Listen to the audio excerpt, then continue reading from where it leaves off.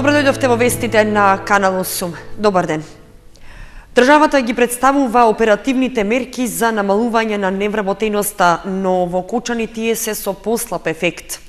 Според официјалните податоци од Агенцијата за вработување, нашата општина останува шампион во источниот регион според бројот на лицата кои бараат работа. Кочани останува на првото место во источниот регион според бројот на лицата кои се без работа. Најавените оперативни мерки за намалување на невработеноста од страна на државата се со послаб ефект во нашата општина. За период од една година е забележено покачување на бројот на невработените за близу 8%. Според податоците од Агенцијата за вработување, за периодот од почетокот на март минатата до истиот период оваа година, списокот на невработени се зголемил за околу 280 лица. Проектот Македонија вработува, што беше промовиран неодамна, заедно со другите оперативни мерки, според надлежните во Министерството за труд и социјална политика, треба да ја поправи лошата слика со невработеноста во државата, за што ќе се потрошат околу 2 милиони евра. Преку овој оперативен план и преку мерките за вработување се вработиле над 36.500 лица кои што дотогаш биле невработени, што во македонски услови представува сериозна бројка. Говори дека таквиот пристап во справување со невработеноста е целосно оправдан. Во 2015 година го усвоивме новиот оперативен план во кој сега се вклучени услугите на пазарот на трудот и со кој се очекува нови 8.200 вработувања. Со него посебен акцент се става на младите невработени лица и ќе се настојува да се постигне стапка на нивно учество од најмалку 30%, но и ќе се настојува да се подигне еднаквата застапеност на мажите и жените. Сепак бројките што ги објави Агенцијата за вработување, а што се однесуваат на општина Кочани, остануваат неповолни. На крајот на февруари лани имало близу 3200 лица кои бараат работа и до истиот период годинава тој број се покачил на околу 3480 лица. Од нив над 850 на вработување чекаат подолго од 3 години. Неповолен е и фактот што образованието не игра голема улога во намалувањето на невработеноста, затоа што на евиденцијата на невработени минатиот месец имало и еден доктор на науки и дури 24 магистри, додека со завршен факултет без работа се 1150 лица. Министерството за образование не е отворено за соработка со средношколците и не ги исполни нивните барања. Тоа е причината поради која учениците од Средното општинско училиште Љупчо Сантов и понатаму продолжуваат овој пат со поддршка со потписи за исполнување на барањата за промена на моделот на екстерно и државната матура. Потписите кои ќе бидат доставени до Министерството за образование се со цел да се увиди масовноста на учениците кои стојат зад барањата. Во текот на претходните денови, Средношколската унија на Македонија, која што според учениците од Средното општинско училиште Љупчо Сантов не е легитимен представник на средношколците, оствари средба во Министерството за образование и наука со цел разгледување на барањата за промена на концептот на државната матура и промена на моделот на екстерното тестирање. Од таквата договорена промена, учениците апсолутно не се задоволни, затоа што ни најмалку не ги исполнува нивните барања. Од таа средба може да се увиди дека Министерството за образование и наука не е отворено за соработка со средношколците, дека не видовме ниту Д од диалог, ниту С од средба, а ако вака продолжат, може да се случи тие пак да не видат ниту М од матура. Во координација со интерните средношколски пленуми низ целата држава, од оваа недела започнаа да се собираат потписи, кои што ќе бидат доставени до Министерството за образование и наука, за да ја видат масовноста зад која стојат учениците за тие барања, дека над 18.000 матуранти само од оваа година стојат за тие барања и бараат промена на концептот на државна матура и на екстерно тестирање. Гледаме дека од Министерството за образование и наука за тоа немаат слух. Започнувајќи од денеска, нашата младенска организација донесе одлука да започне со собирање на потписи, кои што ќе се собираат во текот на оваа и на наредната недела, а исто така од понеделник, ќе можат на истите листови да се потпишат и граѓаните. Коцев додава дека за протестите и петициите немаат притисоци и закани од страна на професорите и одговорните во училиштето, но притисоците се јавуваат од политичка страна. во училиштето не се соочуваме со никакви притисоци или пак закани. Можам да кажам дека има притисоци кои што доаѓаат од друга страна, тоа се политички притисоци, кои што се вршат врз учениците, врз нивните родители, да не се потпишуваат на оваа петиција, да не излегуваат на протести кои што ги организираат средношколците за таков вид на притисоци. Други притисоци немаме. Коцев додава дека и покрај политичките притисоци, сепак учениците стојат на своите барања и ќе се соберат потребните потписи. Инаку, игнорантскиот однос уште за време на протестите од страна на учениците од другото среднокочанско училиште остануваат и понатаму, но учениците од Лупчо Сантов овој пат нема да ја бараат нивната подршка, но додаваат дека ако сакаат тие, може да се потпишат на штандот што од понеделник ќе биде отворен во трговскиот центар за потписи. Со скромна програма, прогласување на ученик на генерацијата, како и положување цвеќе на бистата, Средното општинско училиште Гошо Викентиев го одбележа патрониот празник. Се читаа стихови за патронот и се доделуваа благодарници за најактивните ученици. На свеченоста присуствуваа и членови од семејството на Викентиев. Пред присутните професори и другите вработени во училиштето, како и оние од семејството на Гошо Викентиев, зборуваше директорот Димче Сребренов. За ликот и делото на Викентиев подсети професорот по историја Драган Стоилков, а ученици читаа извадоци од книга за смртта на Викентиев. Денес малку порано од 19 кога се паѓа патрониот празник на училиштето, поради обврски е поместен на денешниот ден 16. Традиционално веќе прославата се одвива во дворот на училишто пред бистата на патрониот празник Гошо Викентиев со кратко приготвена програма, каде е искористена можноста да се доделат награди на ученик на генерација, да се прогласат најдобрите творби распишени по повод патрониот празник од ликовно и од македонски јазик и литература и колеги кои се истакнат во наставни активности во текот на годината. Нашето училиште го следи трендот на училиштето од наш тип во Република Македонија, каде што не се прават такви академии, за разлика од осмолетките, нашите се повозрасни ученици. Во самата програма, наставна програма на училишто, не се предвидени такви часови за музичко, хорско пеење, македонски секции и слично. Значи, областа на нашето училиште кофак е сосема друга. Од тие причини, веќе втора година не правиме таква академија и го прославуваме само во училиштето.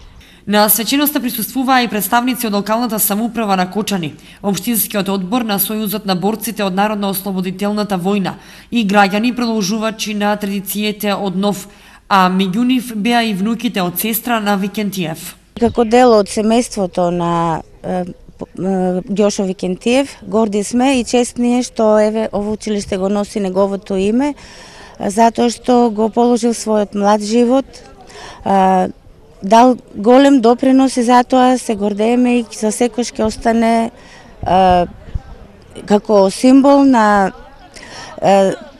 храбар човек кој заслужува да го носи името на ово училиште и ќе го продолжиме неговото дело.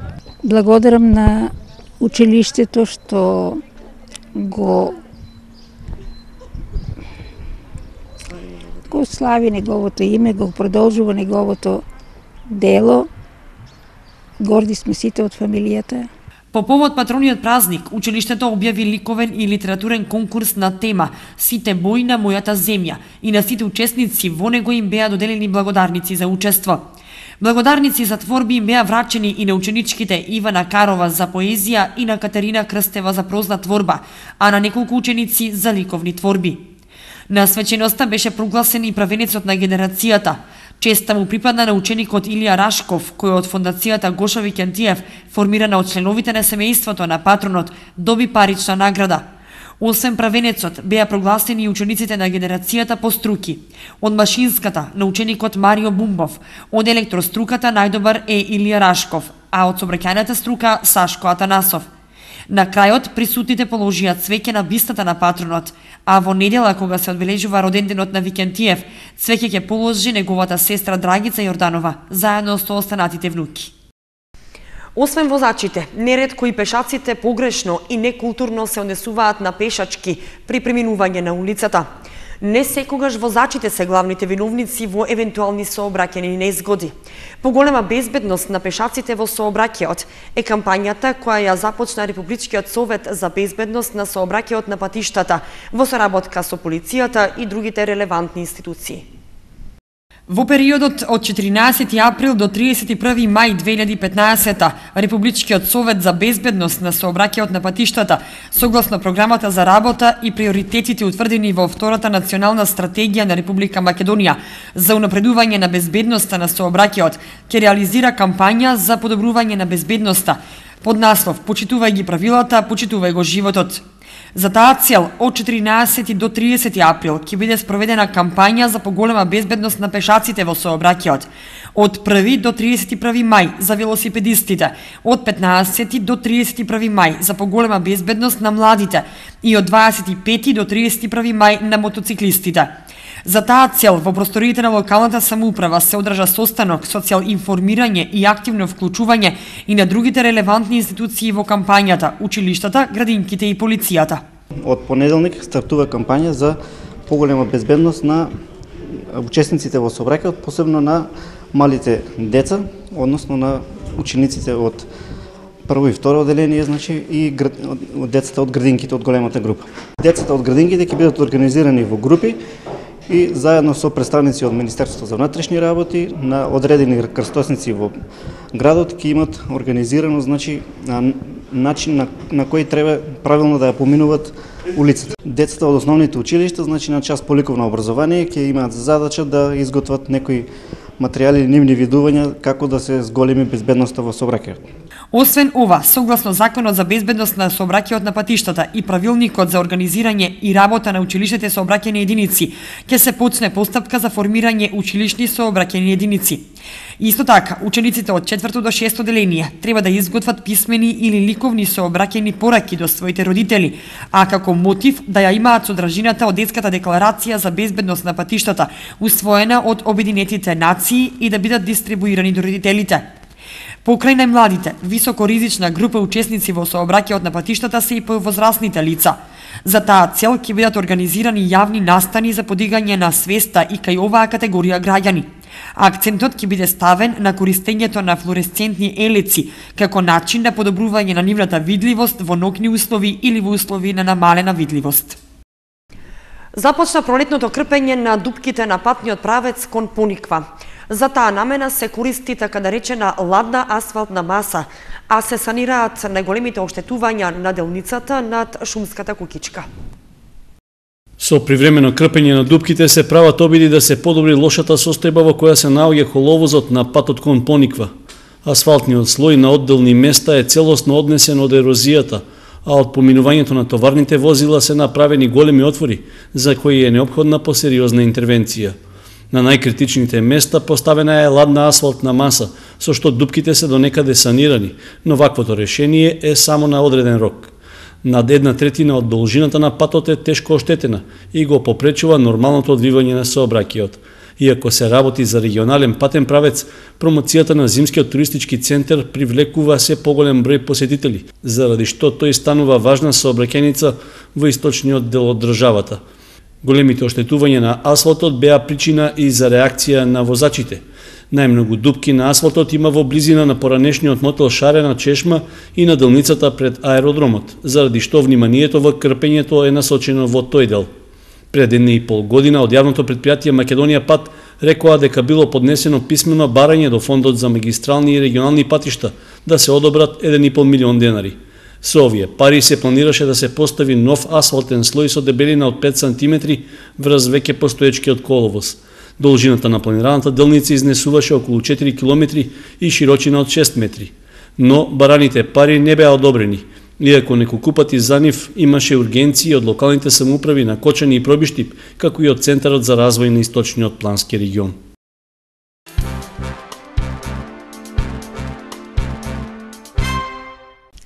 Се оплеменува градскиот плоштад Ангел Винички во Виница. Плоштадот добива нов лик, а извршени се и ситни градежни зафати на еден од поставените летниковци. Плоштадот Ангел Винички блесна во ново руо.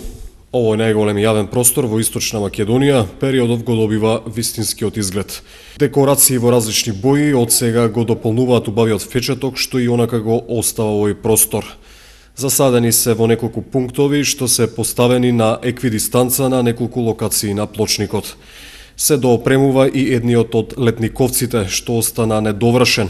Поставени се два такви, од двата краја на просторот непосредно до скалите што водат кон зградата на локалната самоуправа. За поставување на двата летниковци на плоштадот од општинската каса беа потрошени околу 6500 евра. Летниковците имаат украсна ограда, плоштадот располага и со повеќе клупи и голема фонтана.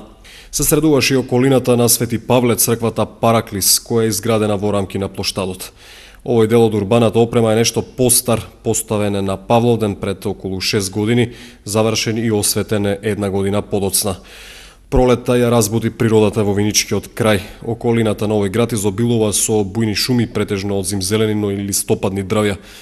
Убавото време ги намаме и луѓето во што поголем број да прошетаат по градот и да уживаат во прекрасното сонце. Подлогата на спортските терени во дворот на гимназијата Лјупчо Сантов е оштетена и неопходна е нејзина замена. Локалната самоуправа, која е одговорна за уредување на овие објекти, веќе презема активности за реконструкција на терените. Општина Кочани ќе вложи околу 170.000 денари за да ги реконструира спортските игралишта во дворот на средното училиште Лјупчо Сантов. Со парите ќе се замени заштитната ограда со површина од околу 20 метри квадратни, ќе се набават 4 кошаркарски табли, а ќе се поправат и искрашените метални стативи. Исто така се предвидува набавка и поставување подлога од вештачка трева за фудбалското игралиште на површина од 30 метри квадратни. Оштетувањата на терените се големи и го оневозможуваат нивното нормално користење. Таквата состојба се случува 6 години откако тие беа реконструирани, при што се најавуваше дека на оваа локација градот ќе добие современ спортски центар. Сепак, користењето на терените и влијанието на временските прилики предонесоа пластичната подлога да се оштети. Реакциите од граѓаните, посебно од помладите спортисти, кои бараа реконструкција на терените, беа оценети како оправдани и од првиот човек на општината, кој уште лани вети дека ќе се преземат мерки состојбата да се подобри. Заради тоа што толку му и векот на траење на таквата вештачка подлога 5 години, очекувам дека наредната година ќе го смениме комплетно барем едното игралиште, она што е фудбалското, а додека кошаркарското ќе остане за понатаму. Кога во јуни 2009 година беше завршена реконструкцијата на спортските игралишта, од општината рекоа дека биле инвестирани 20.000 евра. Освен вештачката трева, објектите добија и нова ограда, осветлување и трибини за публиката. Околината беше исчистена и уредена, се изградија бехатон патеки, зелени парцели и се поставија канделабри со соларни панели. Тогаш беше речено дека терените ќе се изнајмуваат на спортски екипи, клубови, друштва и поединци за спортување по пристапни цени, но по оштетувањата терените останаа заборавени.